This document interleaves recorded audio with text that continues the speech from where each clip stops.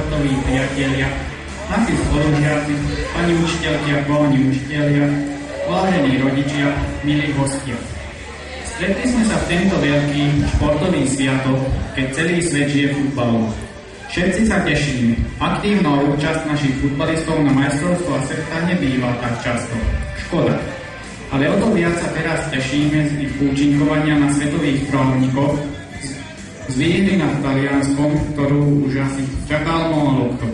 No a ešte viac z toho, že ich dnes uvidíme na vlastné oči, priamo v akcii, a to hneď tu medzi nami. Áno, uvidíte budúcich Hamšíkov, Škrtelov, Vajsov, Vitekov, alebo iné hviezdy futbalu. A keďže je to náš veľký sviatok, musíme začať aj my veľkolepo. Na trávniku v Štokvílach pochodujú prekrásne mažoretky. Sú skvelou ozdobou tohto nevšetného